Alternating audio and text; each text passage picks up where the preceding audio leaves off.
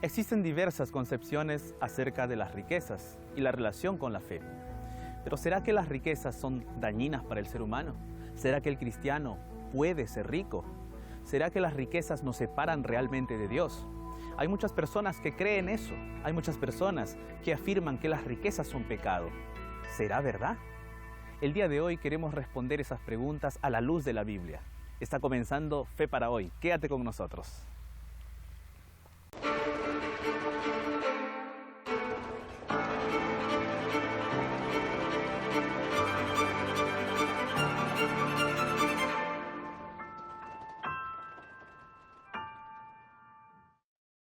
Antes de comenzar el tema del día de hoy, quiero presentarte este regalo especial. Es el DVD El Sentido de la Fe, un regalo maravilloso para tu vida porque a la luz de la palabra de Dios se estudiará el tema de la fe de tal manera que tú puedas crecer en Cristo y puedas crecer también en tu fe. Son 15 temas especiales, 15 temas maravillosos para que tú puedas cada día más aseverar y desarrollar tu fe. Entonces, pídelo totalmente gratis a través de nuestra página web estudielabiblia.com, así como lo escuchas, www.estudielabiblia.com, o también solicítalo a través de nuestro número de WhatsApp más 55 12 98 100 14 60. Y recuerda una cosa, puedes estudiar este DVD de forma online a través de nuestra página web. Sí, puedes ver los videos, responder las preguntas y recibir tu certificado digital. Recuerda, entra a nuestra página web www.estudielabiblia.com.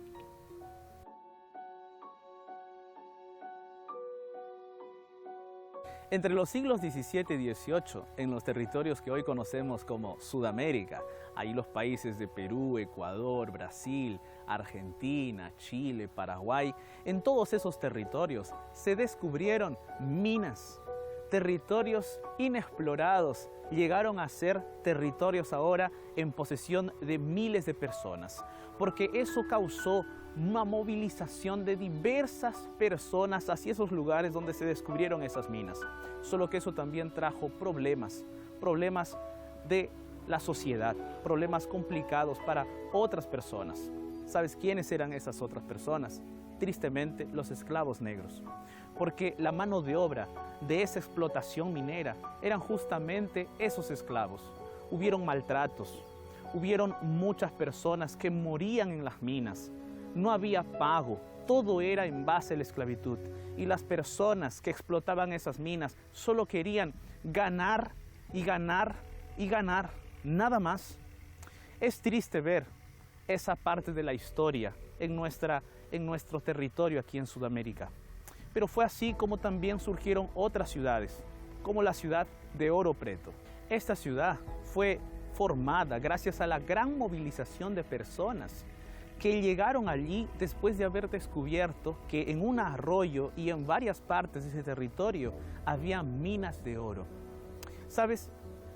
No existe un problema en enriquecerse. No existe un problema en el dinero. No existe un problema en tener propiedades. No existe un problema en buscar la riqueza de este mundo. El problema es que eso debe hacerse de forma honrada y honesta, respetando también a los demás. Sucede que ese ímpetu de buscar las riquezas, de buscar ganancias, produjo esclavitud, produjo dolor, produjo tristeza, y eso va en contra de los principios bíblicos. La Biblia habla mucho acerca de la relación entre las riquezas y la fe. La Biblia tiene muchísimos textos acerca de esa relación y acerca también de lo que el ser humano debe buscar para alcanzar sus metas y objetivos. El día de hoy, yo seleccioné dos historias muy importantes que me gustaría compartir contigo. Estas historias se encuentran en Lucas, capítulo 18 y capítulo 19. Estaremos hablando acerca de la historia de Zaqueo y del joven rico. Cierto hombre importante le preguntó a Jesús: «Maestro bueno, ¿qué haré para heredar la vida eterna?» Jesús le dijo: «¿Por qué me llamas bueno? Ninguno hay bueno sino solo Dios. Los mandamientos sabes: no adulterarás, no matarás, no hurtarás, no dirás falso testimonio, honra a tu padre y a tu madre». Él dijo: «Todo esto lo he guardado desde mi juventud». Jesús, oyendo esto, le dijo: «Aún te falta una cosa. Vende todo lo que tienes y dalo a los pobres, y tendrás tesoro en el cielo, y ven, sígueme». Entonces él, oyendo esto, se puso muy triste, porque era muy rico. Lucas 18, 18 al 23. El relato del joven rico también se encuentra registrado en Mateo y en Marcos. Ambos registraron perspectivas complementarias de esta historia. Mateo le llama el joven rico, pero Marcos le llama un dirigente rico. Si nosotros complementamos esas dos referencias, nos vamos a dar cuenta de que este joven rico era una persona importante, una persona que había alcanzado éxito, quizás también un dirigente eclesiástico, un dirigente muy importante. Entonces, este joven tenía todo a su disposición. Había alcanzado el pináculo de la vida, siendo aún joven. Sin embargo, tenía un vacío en el corazón, y ese vacío no lo dejaba tranquilo. Así como aquel joven, muchas personas en la actualidad tienen muchas posesiones, casas, carros lujosos y dinero en el banco, y viajan a países distantes, pero viven con un vacío existencial angustiante. Mientras se encuentran bajo los reflectores de la fama y la riqueza, parecen estar bien, pero cuando recuestan su cabeza sobre la almohada, se sienten solas y derraman lágrimas de soledad y angustia. El joven rico vivía así. ¿Y tú, te has sentido así? ¿Te estás sintiendo así en este momento? Entonces, continúa conmigo en el análisis de esta historia. Podemos ver que el joven rico tenía un problema en la comprensión de la soteriología, que quiere decir la comprensión acerca de su salvación. Él se acercó a Jesús y preguntó: ¿qué debo hacer para ganar la vida eterna? Mira, capta bien los dos verbos que este joven rico expresó: hacer y ganar. Él pensaba que debía hacer algo para merecer la salvación, pero no se trata de lo que debemos hacer o dejar de hacer. No se trata de eso. La palabra de Dios en Efesios capítulo 2, versículo 8 y 9 dice: porque por gracia sois salvos por medio de la fe, y esto no de vosotros, pues es don de Dios, no por obras, para que nadie se gloríe. Fíjate bien, la salvación es un don gratuito de Dios. En el libro de Marcos se dan detalles acerca de la historia de este joven rico. Se dice que este joven corrió hacia Jesús y se arrojó a sus pies.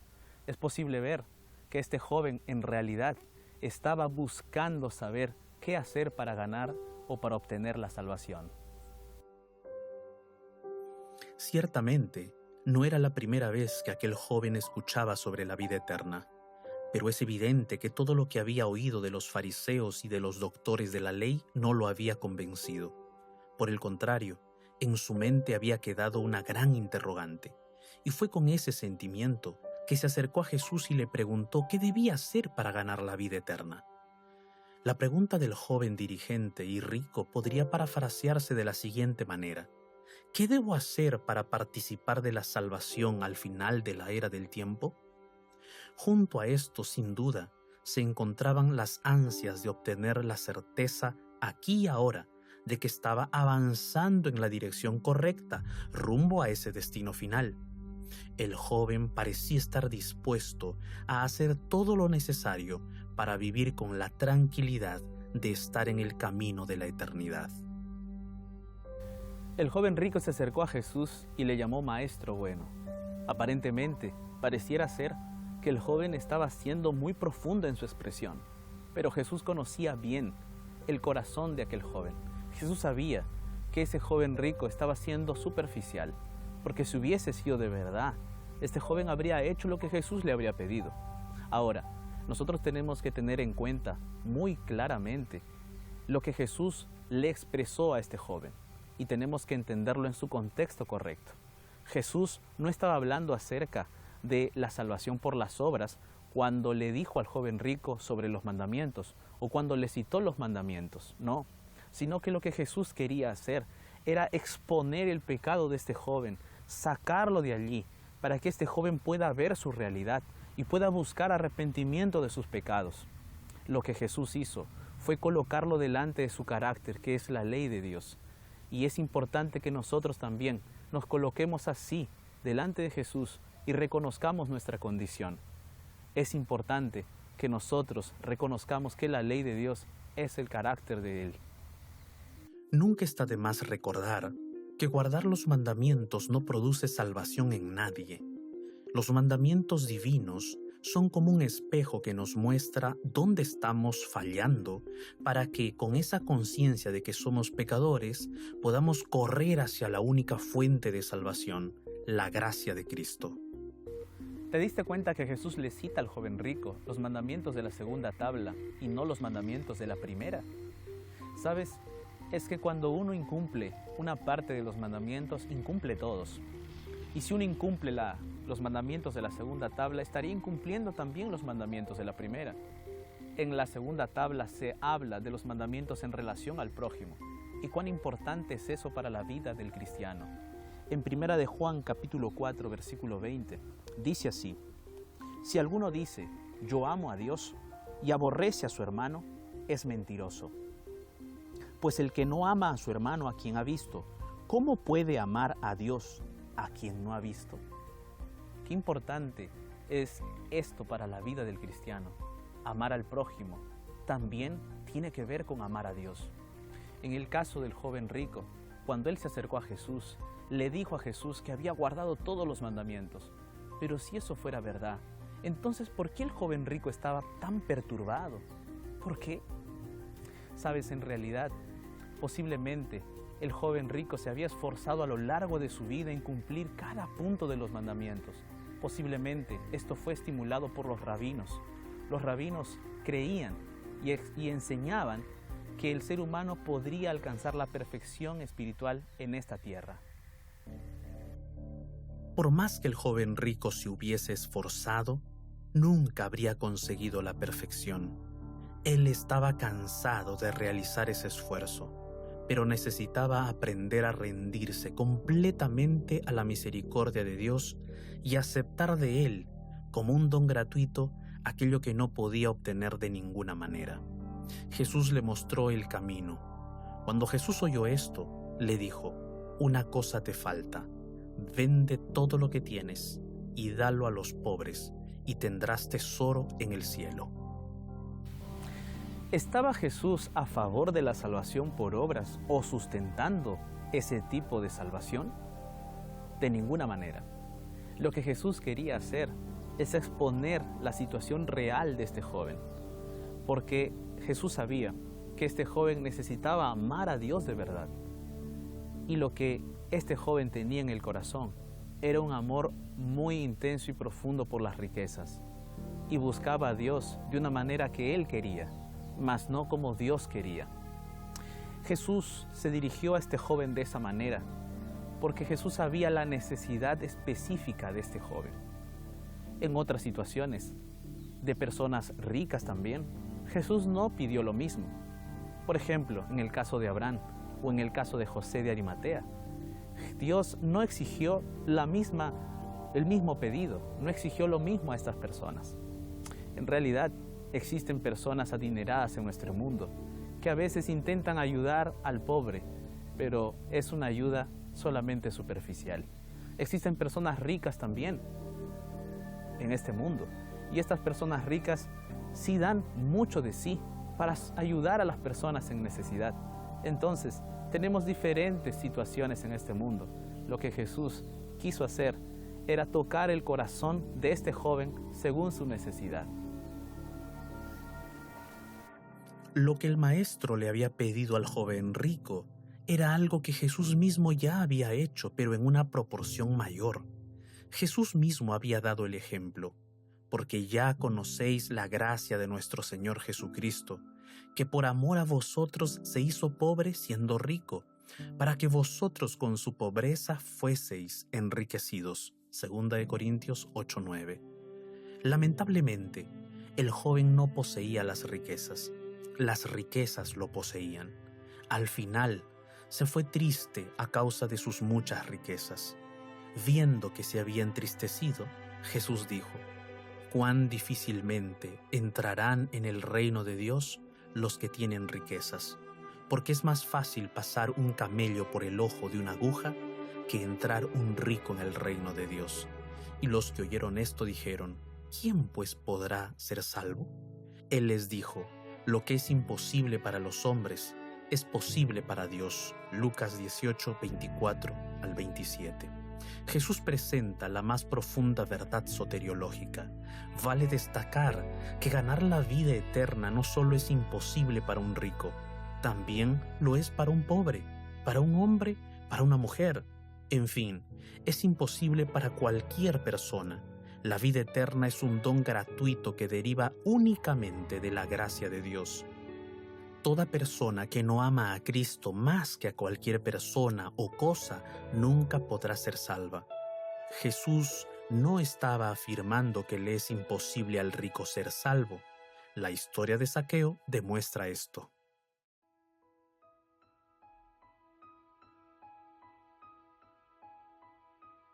Habiendo entrado Jesús en Jericó, iba pasando por la ciudad, y sucedió que un varón llamado Zaqueo, que era jefe de los publicanos y rico, procuraba ver quién era Jesús, pero no podía a causa de la multitud, pues era pequeño de estatura. Y corriendo delante, subió a un árbol sicómoro para verle, porque había de pasar por allí. Cuando Jesús llegó a aquel lugar, mirando hacia arriba, le vio y le dijo: Zaqueo, date prisa, desciende, porque hoy es necesario que pose yo en tu casa. Entonces él descendió a prisa y le recibió gozoso. Al ver esto, todos murmuraban diciendo que había entrado a posar con un hombre pecador. Entonces Zaqueo, puesto en pie, dijo al Señor: He aquí, Señor, la mitad de mis bienes doy a los pobres, y si en algo he defraudado a alguno, se lo devuelvo cuadruplicado. Jesús le dijo: Hoy ha venido la salvación a esta casa, por cuanto él también es hijo de Abraham, porque el Hijo del Hombre vino a buscar y a salvar lo que se había perdido. Lucas 19, del 1 al 10. Esta es otra historia muy conocida por todos nosotros. Está en la secuencia de la historia del joven rico y sin lugar a dudas hay una relación, hay un vínculo entre estas dos historias. La diferencia es que en esta historia un rico será salvo. ¿Y sabes qué? Esta es la única parte en el Nuevo Testamento en que se hace mención a un jefe de los publicanos. Y en realidad Zaqueo era un hombre rico. Y no estamos hablando de una riqueza pequeña, de una riqueza bien grande, porque su trabajo era justamente recaudar dinero. En el sistema romano, el derecho de cobrar impuestos se vendía a los hombres, quienes lanzaban ofertas por ese privilegio. Estos hombres entonces contrataban a otros para que hagan el trabajo real, y en cada nivel de esta operación el lucro dependía de cuánto se le podía sobretasar al pueblo. La compra de una concesión de impuestos era, en realidad, una licencia para robar. Zaqueo había sido considerado una persona muy prominente.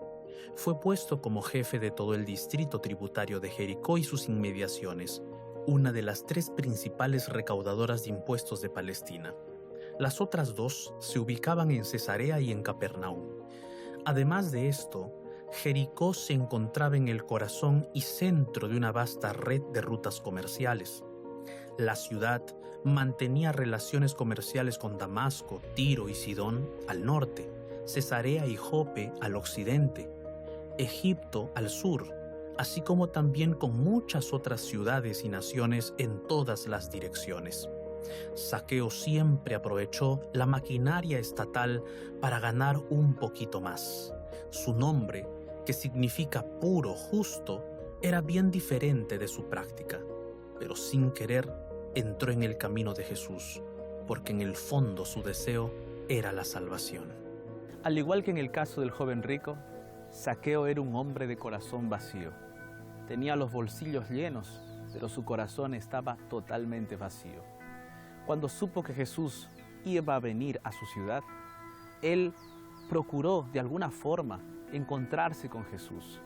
Ya había posiblemente recibido la historia de la transformación de otro cobrador de impuestos, como Mateo, y ahora Mateo estaba siguiendo a Jesús. Seguramente Zaqueo, al recibir esa historia, su corazón se llenó de esperanza. Zaqueo sabía por qué camino Jesús iba a venir y entonces decidió de alguna forma estar cerca de Jesús. Él sabía que por su tamaño, por su estatura, no iba a poder ver a Jesús tan de cerca.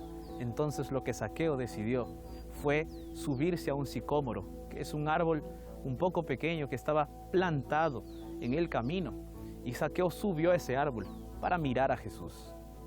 Cuando Jesús pasó por debajo del árbol, se detuvo y miró a Zaqueo, pero no solo lo miró, sino que demostró que ya lo conocía y se convidó a ir a la casa de Zaqueo. Es especialmente significativo observar que, aunque Zaqueo sin duda estaba muy ansioso por ver a Jesús, fue Jesús y no el líder de los recaudadores quien tomó la iniciativa de establecer un contacto personal entre ambos. Era Jesús quien estaba buscando y salvando. El pueblo criticó a Jesús por su actitud. Ellos odiaban al dueño de la casa. Zaqueo era odiado por el pueblo, por eso hablaron mal de Cristo. Así es, a los odiados por la sociedad también los busca Cristo. Durante el banquete, Zaqueo entregó su vida a Cristo y trasladó su amor desde las riquezas hacia Jesús. Esto se demuestra en su disposición para restituirles lo robado a quienes defraudó. La ley, según Levítico 6:1 al 5 y Números 5:7, exigía que en determinados casos, al efectuarse la restitución, se debía añadir 1/5 del dinero recibido injustamente. En este caso, 1/5 de lo que se había cobrado de más. En otros casos, era necesario restituir el doble. Sin embargo, Zaqueo decidió restituir no el doble, sino 4 veces la cantidad cobrada de más. Después de analizar estas dos historias, podemos llegar a algunas conclusiones, algunas semejanzas y también algunas diferencias. Una de las diferencias que podemos nosotros extraer de estas dos historias es que uno de ellos amaba la riqueza mientras que el otro llegó a amar a Jesús. También es importante que nosotros observemos esta historia y podamos destacar algunas semejanzas. Por ejemplo, estos dos hombres eran hombres ricos, hombres de una gran posición social. Sin embargo, en el fondo de su corazón, alguno de ellos tenía más interés en buscar a Jesús. Lo crucial de esta historia es que aquel que buscaba la salvación y buscaba estar cerca de Jesús, no lo consiguió. Pero aquel que no buscaba nada, llegó a obtenerlo todo. ¿Y por qué? Por la disposición de su corazón.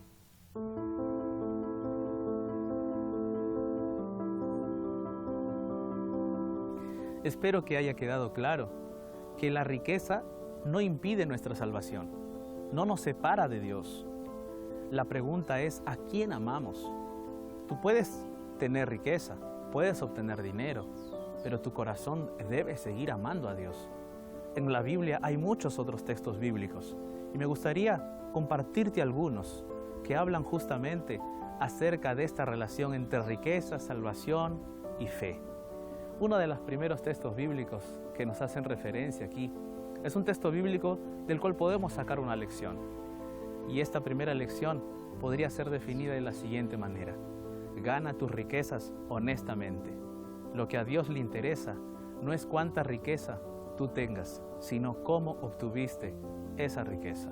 Mira lo que dice aquí Salmos, capítulo 37, versículo 16.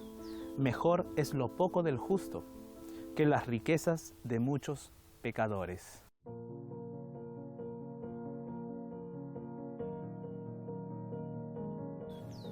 El segundo consejo sobre las riquezas y la relación con la vida sería que no condiciones tu vida espiritual a las bendiciones materiales. Por ejemplo, aquí Proverbios capítulo 10, versículo 4 dice: la mano negligente empobrece, mas la mano de los diligentes enriquece. ¿Sabes? Jesús ya hizo todo por ti en el aspecto de tu vida espiritual. Él ya dio su vida por ti, solo tienes que aceptarlo. Sobre la vida material, o nuestra vida aquí en la tierra, nosotros tenemos que tomar la iniciativa. Tienes que levantarte temprano, tienes que trabajar, tienes que sudar la camiseta, tienes que esforzarte. De esa manera vas a ser un hombre diligente que va a obtener ganancias para vivir bien en esta tierra.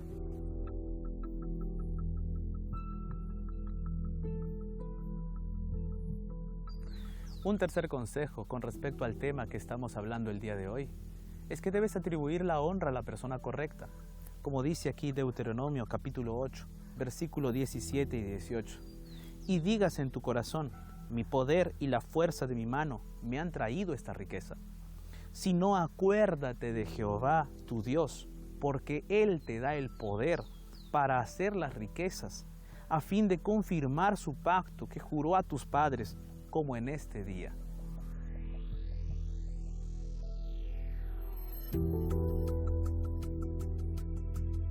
Me gustaría terminar nuestro encuentro del día de hoy contándote una leyenda sobre Zaqueo. Se dice que ese día que Zaqueo se encontró con Jesús, llegó a su casa, y cuando llegó a su casa, su esposa se sorprendió, porque Zaqueo llegaba con 13 hombres. Y entonces Zaqueo entró y le dijo a su esposa, amor, aquí están estos 13 hombres que me acompañan, hoy van a quedarse aquí en la casa a comer y a dormir. Y entonces la mujer de Zaqueo lo llamó aparte y le dijo, Zaqueo, ¿qué sucede? ¿Por qué no me avisaste que iban a llegar 13 personas? Y entonces Zaqueo le respondió a su esposa, amor, sucede que él se invitó, yo no lo invité. Y entonces la mujer de Zaqueo replicó, pero Zaqueo, ¿quién manda aquí en esta casa? ¿Tú o él? Y entonces Zaqueo le respondió a su esposa, hasta el día de hoy mandaba yo.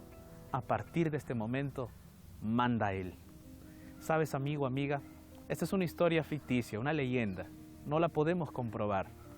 Pero esta historia ejemplifica la diferencia que había entre el joven rico y Zaqueo. La diferencia en la disposición del corazón. Zaqueo comprendió que el que debía mandar en su vida era Jesús. Y lo mismo podemos hoy en día, tú y yo, comprender y aceptar. Quien debe tomar el primer lugar en nuestra vida es Cristo. Es Dios, la fuente de todo en nuestra vida, la fuente de la paz, la fuente de la armonía, la fuente de las riquezas también.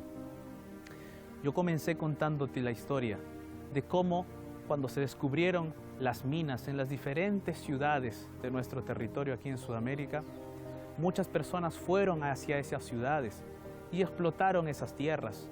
Pero no solo se explotaron las tierras, se explotaron la vida de muchos otros seres humanos. Hubo muchas injusticias, hubo mucha esclavitud. Aquellos hombres que llegaron a ser ricos, fueron ricos solo por un tiempo, solo por su vida. Pero aquel que acepta a Cristo, aquel que se basa en las verdaderas riquezas, aquel que ama con su corazón a Dios, no solo será rico en esta tierra, sino también será rico en la eternidad. Decide el día de hoy aceptar a Jesús en tu corazón y colocarlo a Él como tu mayor riqueza en tu vida.